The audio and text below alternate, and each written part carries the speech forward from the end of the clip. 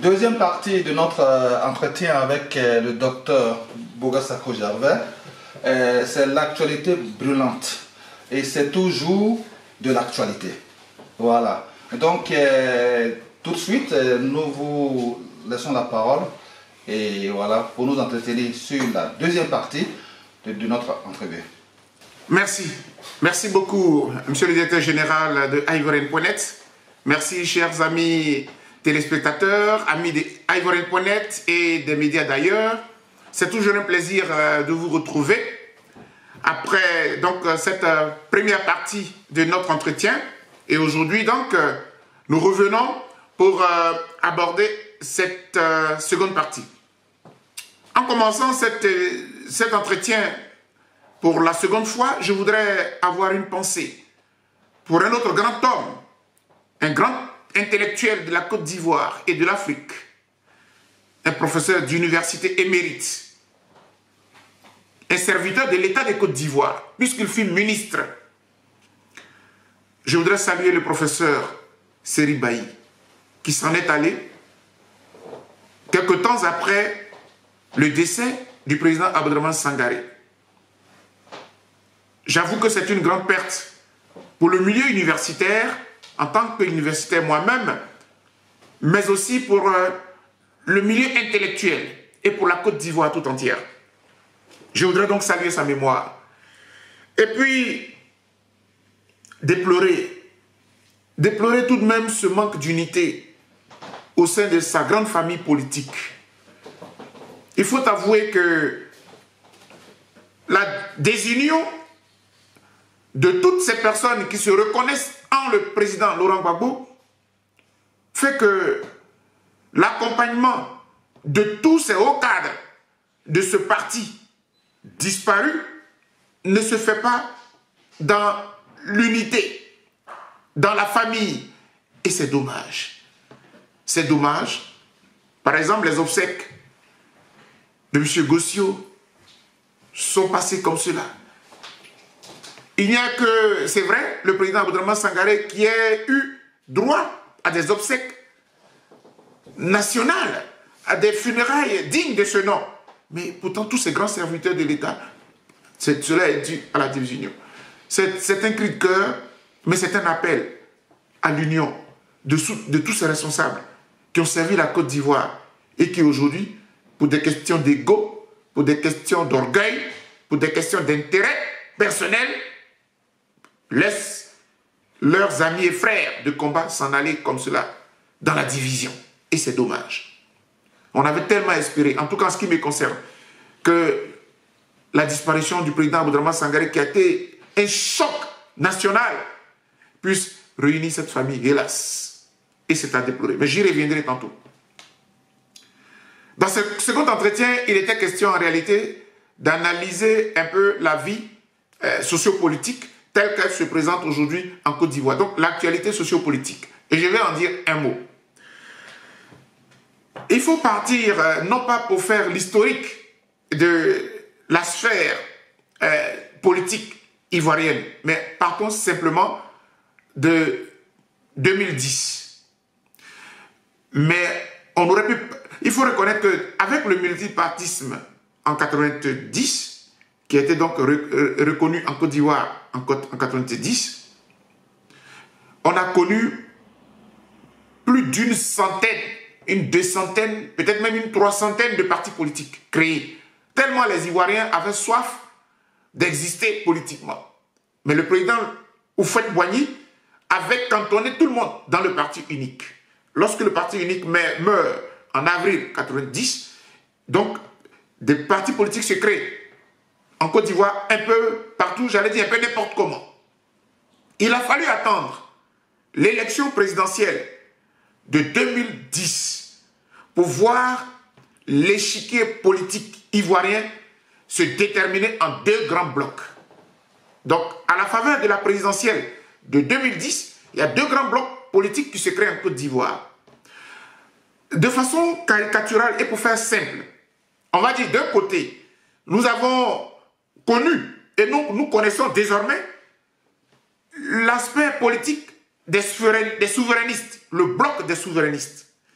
C'est-à-dire, piloté par le président Laurent Gbagbo, à la faveur de l'élection de 2010, il y a des Ivoiriens qui décident que la Côte d'Ivoire s'affirme par elle-même, que la Côte d'Ivoire existe par elle-même, que la Côte d'Ivoire s'assume elle-même. Et ça, du coup, on prend en compte les éléments de l'indépendance de la Côte d'Ivoire, les rapports de la Côte d'Ivoire avec l'ancienne puissance coloniale qui est la France.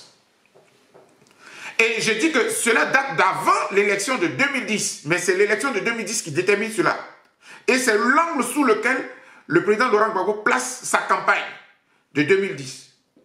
On est tout à fait d'accord. Et cela draine beaucoup de gens parce que il faut reconnaître que l'Afrique, depuis les indépendances, les États africains ne sont pas libres de décider d'eux-mêmes. Et du coup, le caractère panafricaniste du président Laurent Gbagbo se dessine à partir de cette élection-là. C'est vrai que son parcours témoigne de ce qu'il a écrit sous Sundiata. Il s'est toujours opposé à Houphouët-Boigny, qui était quand même le pion de la puissance coloniale, ami de De Gaulle, etc. Donc, Laurent Gbagbo a toujours été un opposant. Mais, avec l'élection de 2010, le président Laurent Gbagbo s'affirme comme un panafricaniste, comme un souverainiste. Pour lui nuire, certains iront jusqu'à dire un nationaliste, mais ce n'est pas tout à fait vrai. Plutôt un souverainiste. Et en face, l'autre bloc, c'est le bloc de ce qu'on peut appeler les internationalistes. C'est un peu comme cela qu'on les considérait. C'est-à-dire que ce sont ceux qui considèrent un peu les gens de la droite, les oufouettistes, qui considèrent que la Côte d'Ivoire ne peut pas être dirigée par elle-même, la Côte d'Ivoire ne peut rien sans la France, sans l'Occident, sans les autres. Et ça, ils le disent clairement.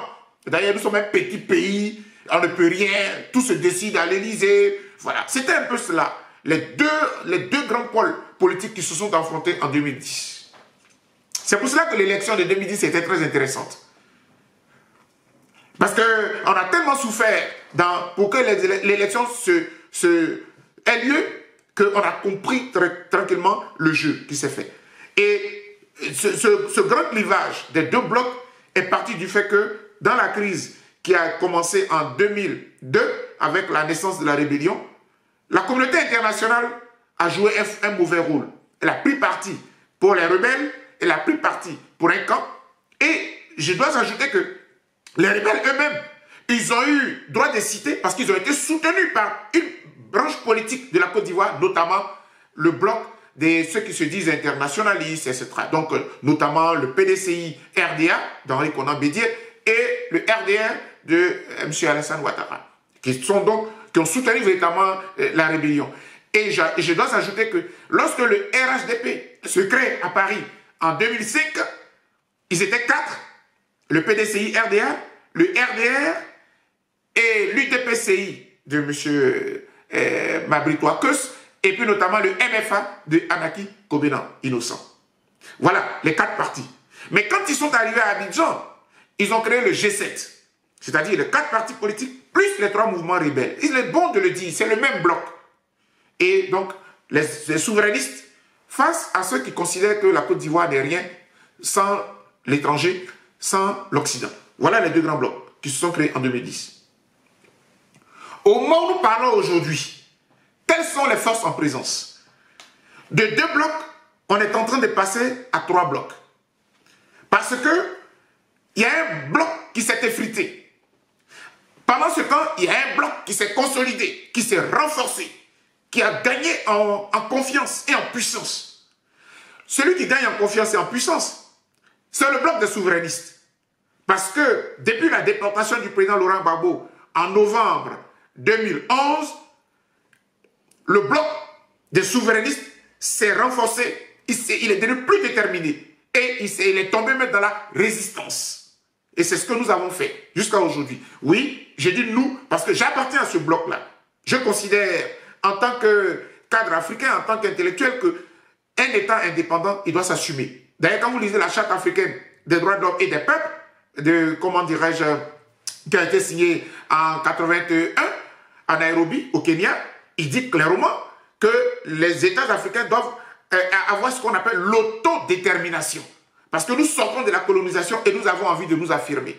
Malheureusement, il y a une sorte de néocolonialisme en Afrique où certains dirigeants africains continuent d'être manipulés par l'Occident. Donc, finalement, ce n'est même plus l'Occident qui est toujours qui est accusé, mais ce sont des Africains qui sont les propres bourreaux de leur propre peuple, de leurs propres frères. Il faut que cela soit clair. Donc, notre bloc est devenu plus fort, plus ragaillardi, et même il a commencé à toucher toute l'Afrique avec le combat pour la libération du président Laurent Gbagbo et du ministre Charles Blé Goudé. De l'autre côté, je commence maintenant par analyser le bloc de ceux qu'on a appelés donc ceux qui sont ouverts avec l'Occident, ceux qui se disent que voilà, c'est l'Occident qui est un peu eux qui décident pour l'Afrique, pour nous, nous sommes rien, on est des petits pays, on n'a rien, etc. C'est pas notre lecture.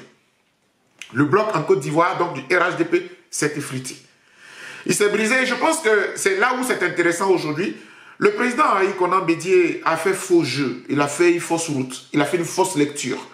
Parce que pour un héritier d'Houphouët-Boigny, c'était un peu, j'allais dire, un crime de lèse-majesté que de voir que le fils d'Houphouët-Boigny a pactisé avec des rebelles pour détruire la Côte d'Ivoire. Je parle de Henri Konan Bédié parce que le RDR n'est rien d'autre qu'un enfant né du PDCI-RDA. Le PDCI-RDA, c'est le parti auquel tous nos parents ont appartenu. Mon père était secrétaire des sections, là-bas, quelque part à Divou. Donc, on est tous des enfants, des petits-enfants du PDCI-RDA. Et Houphouët nous a élevés à la paix, à la solidarité, même si on lui reproche un certain coup bas, plusieurs coups bas, notamment les emprisonnements de ses opposants, etc. Mais généralement, globalement, Houphouët a été un homme de paix. La preuve, l'UNESCO lui a reconnu un prix international pour la paix. Le prix Félix Houphouët de l'UNESCO pour la paix. Voilà ce qu'a été Houphouët. Comment se fait-il que les héritiers d'Houphouët puissent accepter une rébellion simplement parce qu'il faut battre M. Laurent Gbagbo? C'est un crime. C'est un crime. Et ça, quel que soit ce qui adviendra, l'histoire retiendra que Henri Konan Bédié a cautionné cela. Et d'ailleurs, il y a certaines allégations, je ne parle même pas de rumeurs, mais d'allégations, puisque certaines personnes ont révélé que le président Henri Konan Bédié aurait même participé au financement de la rébellion. C'est un fait. C'est un fait de l'histoire. Je le note simplement. Et donc, aujourd'hui, le président Henri Konan Bédié a vu qu'en fait, il s'est trompé. Il s'est trompé en soutenant M. Alassane Ouattara avec l'appel de Daoukro. Et je salue au passage des amis comme le frère et intellectuel Tibus Kofi qui s'est opposé alors que c'était un bon PDCiste, mais il s'est opposé à l'appel de Daoukro. L'appel de Daoukro disait simplement que c'était un arrangement politique pour dire qu'on soutient M. Ouattara. Souvent on dit oui, il n'y a pas eu d'accord signé, tout ça, mais la politique, c'est pas tout qui se signe. La politique se base sur la confiance. Dès l'instant où vous tuez la confiance en politique, c'est que vous n'êtes pas un politicien. Voilà, il y a eu un accord qui a été signé, un accord n'est pas toujours écrit. Il peut y avoir des accords verbaux. Donc c'était un accord. Et Bédié, sur la base de la confiance, a permis à M. Ouattara d'être élu tranquillement face à Laurent Gbagbo, d'être élu, en fait, de prendre le pouvoir, parce que on a vu comment l'élection de 2010 s'est passée. N'eût été les tricheries dans le Nord, et dans les 5 départements du Nord, le président Laurent Gbagbo gagnait son élection haut les mains. Et donc, le Conseil constitutionnel, plutôt que de faire reprendre tout le scrutin, a préféré annuler les 5 départements et puis de proclamer la victoire. Ce n'est pas la faute du président Laurent Gbagbo, mais je ferme cette parenthèse malheureuse de la justice ivoirienne et mondiale qui a condamné le président Laurent Gbagbo, qui le condamne d'avoir été un faux politicien, un faux démocrate. C'est faux. Il a gagné son élection. Parce qu'il y a eu des tricheries dans le Nord, le Conseil constitutionnel, au lieu de reprendre, lui a donné la victoire. Et ce n'est pas sa faute si on lui a donné la victoire. Mais je ferme cette parenthèse. Aujourd'hui, le bloc du RHDP s'est brisé. Pourquoi il se brise? Il faut dire les choses telles qu'elles sont. Le RDR de M. Ouattara a honte aujourd'hui d'adouber la rébellion. M. Ouattara reconnaît bien que les rebelles l'ont fait. M. Ouattara reconnaît bien que Guillaume Soro l'a fait. Mais c'est gênant aujourd'hui parce que c'est un boulet honteux que de savoir qu'on est ami avec des rebelles. Donc la rébellion devient honteuse. La rébellion devient gênante pour M. Ouattara et pour le RDR. Donc à un moment donné, il faut se débarrasser de la rébellion. Mais c'est trop facile. C'est trop facile. Et souvent on se plaint de savoir que les rebelles se mutinent. Non, ils se mutinent pourquoi? Parce qu'on a fait des gens Ils sont arrivés au pouvoir, ils s'embourgeoisent et ils oublient qu'ils doivent leur pouvoir à ces jeunes qui ont pris les armes pour sacrifier leur vie pour eux. Ah non, c'est trop gros. Ces enfants-là ne peuvent pas l'accepter. Donc ils se mutinent. Donnez-nous notre part. Hier, c'était 12 millions. Après, on a parlé de 15 millions. Et même là encore, il y a des soubresauts. Il y a des bruits qui courent. Parce que ces jeunes ne sont pas satisfaits. Mais pourquoi ils ne sont pas satisfaits? Parce qu'ils vous ont donné le pouvoir et vous les écartez du pouvoir. D'ailleurs, vous faites une chasse aux sorcières. Jusqu'à aller prendre Soul to Soul, l'ami de Guillaume Soro, l'enfermer, etc. Non, vous ne pouvez pas faire ça. Je ne peux pas faire ça. Parce que vous ne serez jamais là où vous êtes si ces enfants-là ne s'étaient pas sacrifiés pour vous. S'ils n'avaient pas fait la guerre à la République, au président Laurent Gbagbo. Donc voilà le problème de fond. Aujourd'hui, le RDR, parce que hier, je l'ai toujours dit, dans tous les médias, en Côte d'Ivoire ou même dans le monde, le RDR et la rébellion, c'était la même famille. À un moment donné, vous arrivez au pouvoir, vous considérez que les rebelles vous gênent. Et donc, vous voulez vous en débarrasser. Ça devient compliqué. Et donc, le jeune Guillaume Soro considère que finalement, il a été lui aussi utilisé et qu'à un moment donné, il faut qu'il joue son destin. Et voilà où nous en sommes aujourd'hui.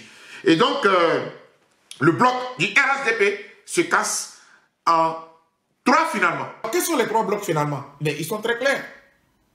D'un côté, nous avons le RDR. Le RDR, en fait, un RHDP qui va se constituer certainement, ils ont dit le 26 janvier, ils vont faire leur congrès pour devenir un seul parti politique. En réalité, c'est le RDR qui prend quelques éléments du PDCI RDA et même de l'ex-rébellion de Guillaume Soro, qui a décidé de partir avec le RDR, et vont créer donc un seul parti. Bon, avec tout le respect que j'ai pour l'IDPCI et tout cela, mais je parle de l'essentiel, d'accord? Très bien. Le deuxième bloc, c'est quoi? Donc, il y a le PDCI RDA, du président Ali Konan Bédié, qui est fort. Le PDCI, c'est le parti socle de la politique ivoirienne. Donc, il est toujours là, quelles que soient les circonstances. Le PDCI demeure. Et puis, évidemment, le troisième bloc, c'est, voilà, M. Guillaume Soro qui décide, voilà, de créer sa vague. Bon, on a parlé un peu du RACI, un mouvement politique qui se met en place, mais c'est son bloc. Voilà l'effritement du RHDP, donc le bloc de la droite, parce que c'est la droite, hein, voilà, de ceux que considèrent les oufouettistes, se cassent en 3. Mais cet émiettement en 3 devrait en réalité arranger le seul bloc qui est resté unifié et qui s'est bonifié, qui se constitue donc des sympathisants et des militants du Front populaire ivoirien, du président Laurent Gbagbo et de ses alliés, ses amis. Et puis, il n'y a pas que le Front populaire ivoirien, mais en fait, en réalité, il y a, comme je les ai appelés les souverainistes, c'est-à-dire tous ceux qui aiment la Côte d'Ivoire vraiment et qui veulent que la Côte d'Ivoire évolue et que les retombées de la Côte d'Ivoire profitent aux Ivoiriens. Parce que c'est cela, l'enjeu. On ne peut pas avoir un pays riche comme la Côte d'Ivoire et puis les Ivoiriens sont pauvres. En réalité, dans toute l'Afrique en général, mais l'Afrique de l'Ouest en particulier, la Côte d'Ivoire devrait être le seul pays où on n'a même pas besoin de sortir de notre pays. Et c'est ce que vous faites nous enseigner. Parce que le pays est riche à l'intérieur. Donc si les richesses sont bien réparties, les fils de la Côte d'Ivoire peuvent se suffire dans la Côte d'Ivoire. Et c'est dommage qu'aujourd'hui, nos enfants sortent par la mer et qu'en France, je regarde les textes, les documents français de l'immigration et en Italie où je vis, je regarde les documents de l'immigration et la Côte d'Ivoire est l'un des tout premiers pays où la jeunesse sort par la mer, en Libye, etc. Il y a un problème. Il y a un problème. Donc notre bloc, quel est le problème dans notre bloc? Oui, il y a quelques petits soucis. C'est pour ça que, sans entrer dans les détails, j'ai envie de dire que dans notre bloc, au stade où nous sommes aujourd'hui, il y a la nécessité d'appeler à l'union et à l'unité. Et je le fais parce que c'est vrai que j'ai fait une analyse globale, mais comme j'appartiens à ce bloc des souverainistes, il y a quand même quelques petits soucis à l'intérieur. Et c'est le moment où chacun doit se déterminer. Or, je lisais quelques écrits, quelques commentaires de certaines personnes. Il y a un petit souci entre le sieur Adama Bitogo et puis M. Guillaume Soro. Voilà, il aurait lancé, toujours en considérant que la rébellion est devenue indésirable, les ex-rebelles sont devenus indésirables, etc. Il a dit, c'est un propos concernant le Premier ministre, le président de l'Assemblée nationale, Guillaume Soro. J'ai vu les partisans se déchaîner. En fait, nous arrivons à un stade où chacun doit clarifier sa position. C'est cela, en fait. Et dans le bloc de ceux qui se disent aimant les soldats de Laurent Gbagbo, les amis de Laurent Gbagbo, ceux qui soutiennent sa politique, c'est le moment de se déterminer. Il n'est plus question de louvoyer. Je vois certains en train de raser les murs, en train de chercher à aller rejoindre M. Bédier dans sa coalition. Je vois d'autres en train de susurrer avec Guillaume Soro, etc. Dans la Côte d'Ivoire de 2020, chacun doit dire qui il est et où il va. Et d'ailleurs, à ce propos, moi-même je m'interroge, s'agissant par exemple dans notre grand bloc des souverainistes, des amis du président Laurent Gbagbo, etc. Je crois que même le Premier ministre, Pascal Affi-N'Guessan, a un problème aujourd'hui. Parce que le président Laurent Gbagbo a sorti un communiqué dans lequel il a dit désormais, il n'y a plus d'intérim qui puisse être assuré par un quelconque vice-président. Lui, le président Laurent Gbagbo, assume directement la présidence du Front populaire ivoirien, quoique se trouvant à La Haye. Et chaque vice-président jouera son rôle selon les prérogatives prévues par les textes du Front populaire ivoirien, et le secrétaire général du parti jouera également son rôle. C'est clair. À partir de là, je me dis, finalement, qu'est-ce qui reste au Premier ministre Pascal Affi-N'Guessan? Puisque hier, quand je lis un peu les écrits, M. Pascal Affi-N'Guessan disait toujours « Ah non, non, non, non, non, le président Laurent Gbagbo n'a rien dit, il n'a jamais demandé à être président ni au congrès de Mama, ni au congrès de Mossou. Ce sont mes adversaires qui se cachent derrière le président. » Le président Laurent Gbagbo dit à la mort d'Aboudraman Sangaré, il n'y a plus d'intérim. Lui-même, il est président. Maintenant, si M. Affi-N'Guessan nous dit clairement qu'il est face au président Laurent Gbagbo, qu'il le dise. Et on verra bien. Et on avisera. Maintenant, donc la balle est dans son camp. Mais, et puis, il n'y a pas que lui, mais tous ceux qui sont dans la grande famille du président Laurent Gbagbo, qu'ils disent clairement à quoi ils jouent et où ils vont et où ils veulent amener la Côte d'Ivoire. Maintenant, s'ils ne se sentent pas bien dans ce grand bloc, qu'ils prennent aussi. Parce que l'enjeu de 2020 est tellement de taille qu'il ne faut pas lésiner sur les moyens, il ne faut pas louvoyer en fait. Parce que je le dis pourquoi? Parce qu'il y a des Ivoiriens qui sont morts pour ce combat-là. Nous avons perdu des compatriotes pour ce combat-là.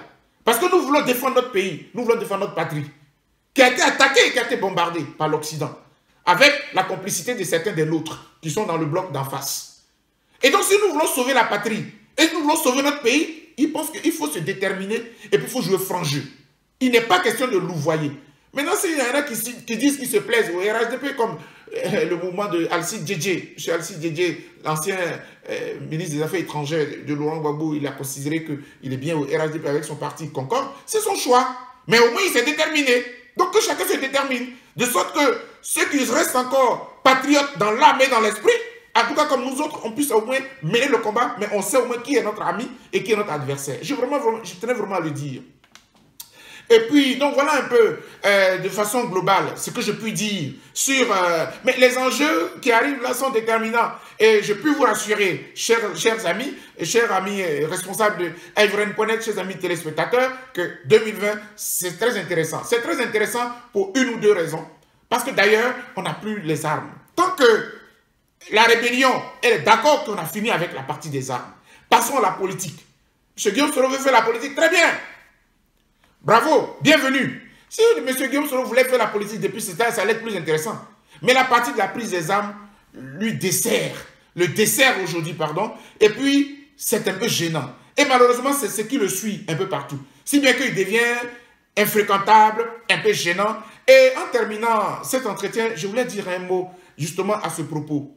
J'ai lu quelque part que les anciens responsables de la Fédération estudiantine et scolaire des Côtes d'Ivoire seraient en train de s'organiser dans un mouvement. En réalité, ce mouvement, cette association, c'est pour soutenir, on présume, le Premier ministre, enfin le président de l'Assemblée nationale, Guillaume Soro, au cas où il déclarerait sa candidature pour la présidentielle de 2020. Je suis un peu gêné par cette démarche. Et je vais vous dire pourquoi. Deux raisons majeures. La première raison, c'est que, d'abord même, je ne sais pas pourquoi, à cette cérémonie-là, je crois que M. Mabry Touaké, c'est maintenant ministre, je crois, de l'enseignement supérieur, je ne sais plus. Mais il se retrouve à une telle cérémonie en tant que quoi? En tant que qui? ancien fessiste, je ne sais pas, mais bon, passons. Les deux raisons qui font que je suis un peu gêné avec cette démarche-là, vous allez comprendre pourquoi j'en parle dans cette analyse de l'actualité sociopolitique. C'est que dans la communauté internationale, de plus en plus, il y a certains pays, des grands pays qui considèrent la FESI comme un mouvement terroriste. Et j'ai été saisi par le dossier de l'ancien secrétaire général de la FESI, Serge Kofi, qui se trouve au Canada, où le problème a éclaté. Et en tant que militant des droits de l'homme, en tant que responsable de la FIDOP, mais ayant été responsable de l'APDH, au moment où j'ai participé à la formation de la FESI en leur donnant des cours sur le syndicalisme, sur les droits de l'homme, le respect des institutions, etc., à l'époque, en partenariat avec l'ONUCI, c'était sur le campus de Cocody. Depuis ce temps, mais même à Boaké, où j'ai encadré pas mal de responsables de la FESI, j'ai des très bons rapports avec d'anciens responsables de la FESI d'ailleurs, puisque la FIDOP que nous avons créée, j'ai des membres fondateurs de la FIDOP qui sont des hauts responsables de la FESI à l'époque, étant à Boaké. Je suis un peu gêné. Et donc, j'ai été sollicité par M. Serge Kofi et nous avons analysé ce dossier-là. Et même, j'ai produit une communication au nom de la FIDOP pour expliquer que la FESI ne peut pas être une organisation terroriste. Mais pourquoi la communauté internationale pense cela? Et à côté du cas du Canada, il y a aussi aux États-Unis où deux de nos compatriotes m'ont sollicité également, dans l'Ohio et puis à Washington, où ils sont en train de faire leur dossier d'exilés politiques. Et là encore, ils sont bloqués parce que les gens considèrent que la FESI, tout comme le mouvement des jeunes patriotes, sont des mouvements terroristes. Donc, en tant que militant des droits de l'homme, il faut expliquer à toute cette communauté internationale ce que c'est qu'un mouvement terroriste et puis en quoi est-ce que la FESI ne peut pas être un mouvement terroriste.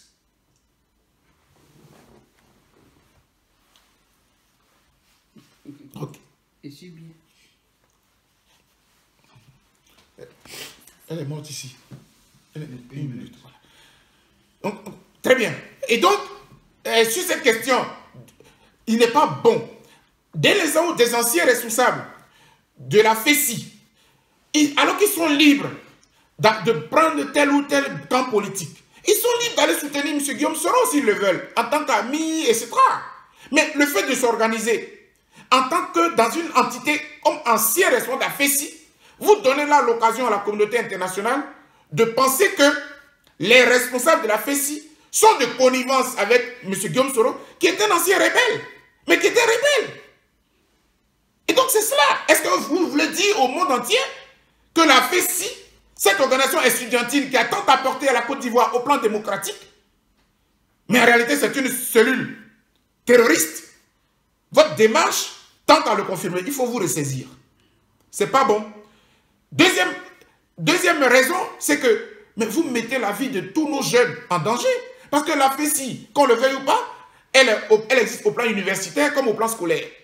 Nos enfants ne connaissent rien à la rébellion, ils ne connaissent rien au terrorisme, mais ils sont d'accord qu'ils ont des intérêts, ils ont des droits qu'ils doivent revendiquer aux dirigeants.